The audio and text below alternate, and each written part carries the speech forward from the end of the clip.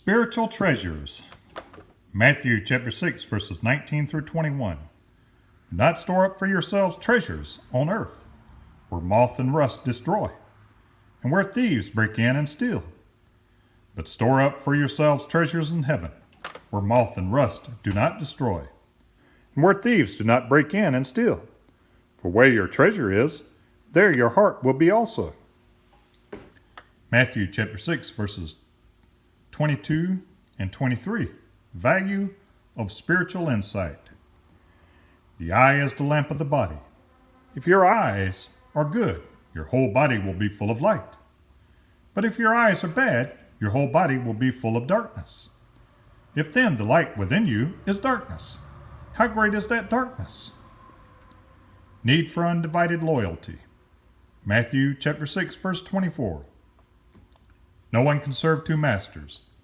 Either he will hate the one and love the other, or he will be devoted to the one and despise the other. You cannot serve both God and money. Avoiding anxiety. Matthew chapter 6, verses 25 through 34. Therefore I tell you, do not worry about your life, what you will eat or drink, or about your body, what you will wear. Is it not life more important than food, and the body more important than clothes? Look at the birds of the air. They do not sow or reap or store away in barns, and yet your heavenly Father feeds them. Are you not much more valuable than they? Who of you, by worrying, can add a single hour of his life? And why do you worry about clothes? See how the lilies of the field grow. They do not labor or spin. Yet I tell you that not even Solomon in all his splendor was dressed like one of these.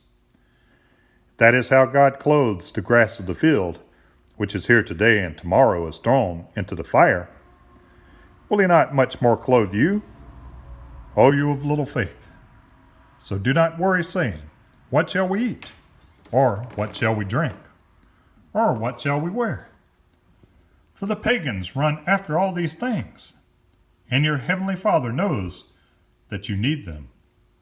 But seek first his kingdom and his righteousness, and all these things will be given to you as well.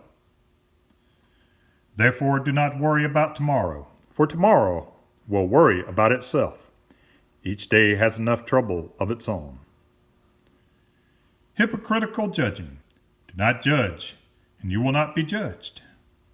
And that's Matthew chapter 7, verses 1 through 5, and Luke chapter 6, verse 37 through 42. Do not condemn, and you will not be condemned. Forgive, and you will not, and forgive, and you will be forgiven. Give, and it will be given to you. A good measure pressed down, shaken together, and running over will be poured into your lap. For with the measure you use, it will be measured to you. He also told them this parable. Can a blind man lead a blind man? Will they not both fall into a pit? A student is not above his teacher, but everyone who is fully trained will be like his teacher. Why do you look at the speck of sawdust in your brother's eye and pay no attention to the plank in your own eye?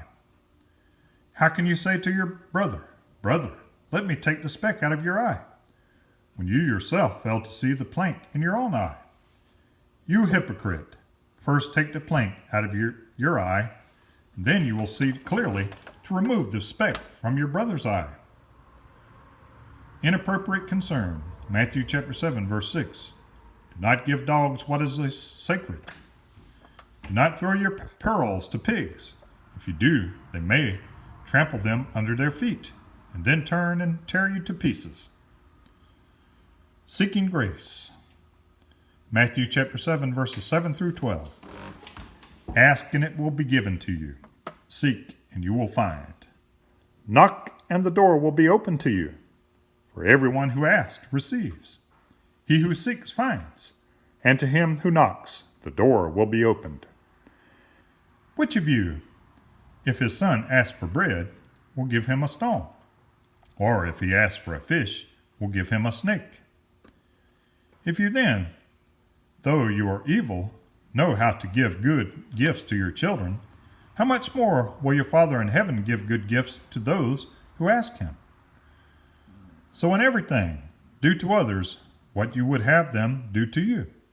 For this sums up the law and the prophets. Unpopular discipleship. Matthew chapter 7, verses 13 through 14. Enter through the narrow gate, for wide is the gate and broad is the road that leads to destruction. Many enter through it.